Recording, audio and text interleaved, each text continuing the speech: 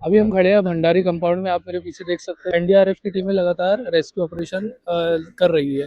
इस वक्त अभी स्पॉट पर जो है मंत्री गिरीश महाजन और इसी के साथ साथ एमपी बाल्या मामा और मेयर नारायण चौधरी समेत जो भी यहाँ लोग प्रतिनिधि है, एक एक करके सब यहाँ पर पहुंच रहे हैं और काम का जायजा ले रहे हैं।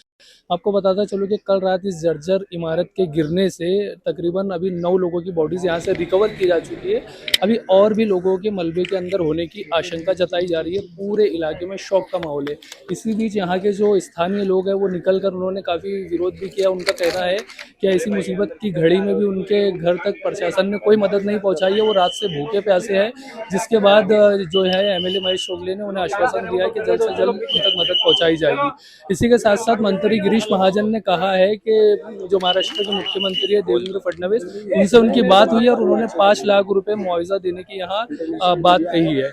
और आप मेरे पीछे देख सकते हैं कि सर्च ऑपरेशन लगातार जारी है। संबंधित तमाम विभाग यहाँ पर मौजूद है, तमाम टीमें मौजूद है, पुलिस के सारे बड़े बड़े आला अधिकारी यहाँ मौजूद है और यहाँ पूरी तरह से सर्च ऑपरेशन जारी है। अब देखने वाली बात ये होगी कि और कितनी बॉडीज यहाँ से रिकवर होती है। जो बिल्डिंग कोलैप्स थी, जैसा कि आप सबको पता ही है कि घटना कब की है, क्या है, बाकी चीज़ों को सबको पता है। तो ये पैनकेक स्ट्रक्चर कोलैप्स था। तो इस तरह की जब घटना होती है तो थोड़ा संभावनाएं कम रहती है। फिर भी हमने टेक्निकल इक्विपमेंट्स का यूज़ किया, वीएलसी का। हमने साथ में कैनाइन डॉग जो हमारा ऑन होता है तो वो हमेशा लाइव विक्टिम को डिटेक्ट करता है, उसकी पूरी ट्रेनिंग है। और रेस्क्यूअर्स की भी ऐसी ट्रेनिंग होता है कि वो पूरे हेल्थ मेथड से करते हैं। तो दो तरफ से हमने अप्रोच रखा है, एक तरफ से पुंडे साहब की टीम को और एक तरफ से राहुल रघुवंश साहब की टीम को। और उसी दोनों तरफ से अप्रोच रख के हमने वर्टिकल एंट्री करने की शुरू की। 3 फ्लोर तक जाने के बाद हमें एडमिनिस्ट्रेशन से पता चला कि ग्राउंड फ्लोर जो है उसी में काम चल रहा था, उसी में लोग फंसे होने की संभावना है। फिर हम लोग वहां से काम शुरू करके मैनुअल डिगिंग करके पहला विक्टिम, फिर दूसरा, तीसरा, उससे थोड़ा सा आगे। और हमें अंदेशा हो गया था तो एस्केप रूट जो होता है तो वो एस्केप रूट की तरफ भागते हैं, वहां पे बाकी बॉडीज मिली हमें। सर अभी की क्या स्थिति और क्या और भी बॉडीज मिलने की आशंका है? देखिए, जैसा मैं पहले ही कहा कि हमारा ये कोशिश रहता है कि ऑप्स को लास्ट तक अंजाम, जब तक सब लोग सेटिस्फाइड ना हो जाए, हमारा ऑप्स कंटिन्यू रहेगा।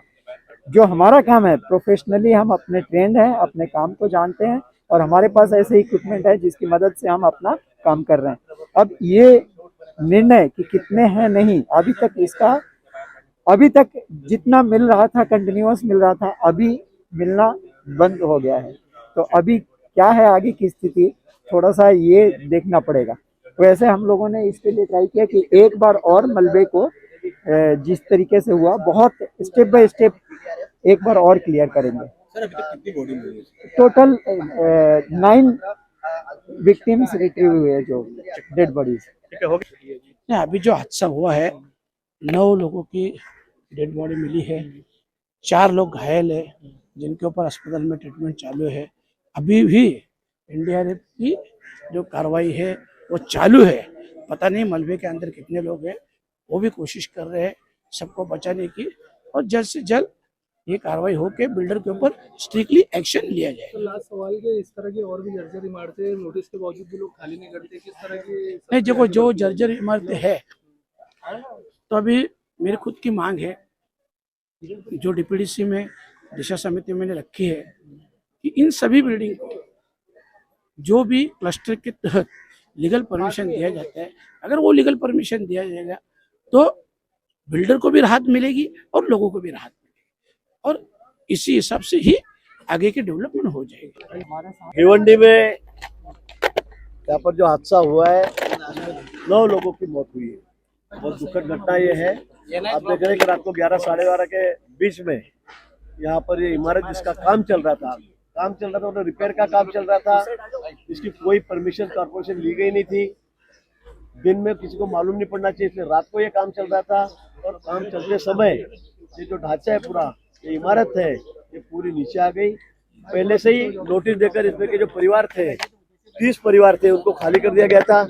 उसके बावजूद भी जो लेबर है या 1-2 परिवार है, यहीं पर रुके थे। इमारत गिरने से 9 लोगों की मौत इसमें हुई है, 4 लोग जख्मी इसमें है, उनको अस्पताल में भर्ती किया गया है।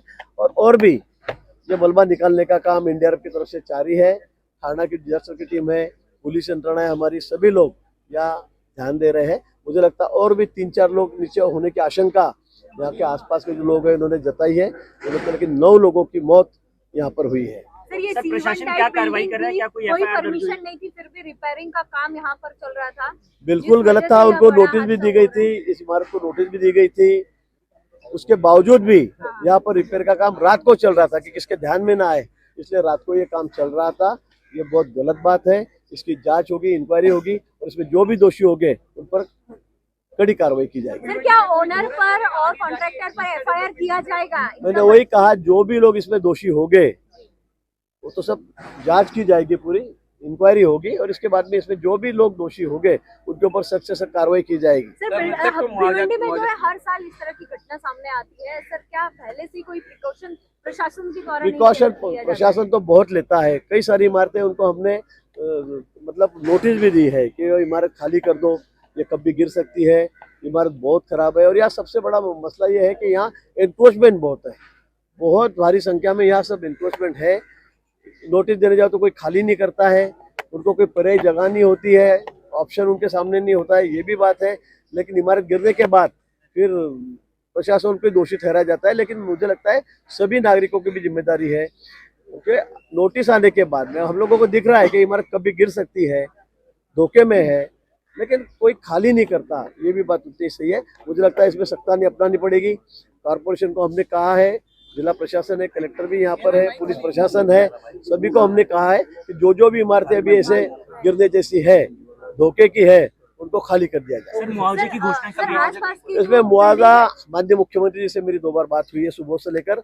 उन्होंने जो भी इसमें मृतक है, उनके जो परिजन है, उनके जो रिश्तेदार है, उनको 5-5 लाख रुपए देने का ऐलान किया है। डॉक्टर बनना चाहते हो या हेल्थ केयर फील्ड में अपना करियर बनाना चाहते हो तो भिवंडी के स्टूडेंट्स के लिए है एक शानदार opportunity. The right way institute में मिल रहा है 1 ईयर नर्सिंग असिस्टेंट कोर्स सिर्फ 4,999 रुपए में, वो भी सिक्योर जॉब अपॉर्चुनिटी के साथ। इसके अलावा आप MLT, DMLT, x-ray technician, OT technician और डायलिसिस टेक्नीशियन जैसे प्रोफेशनल कोर्सेज भी कर सकते हो। Easy instalments, government scholarship, online and offline classes, experienced faculty, 100% job assistance. तो आज ही कॉन्टैक्ट करें द राइट वे इंस्टीट्यूट और अपने हेल्थ केयर करियर की शुरुआत करें।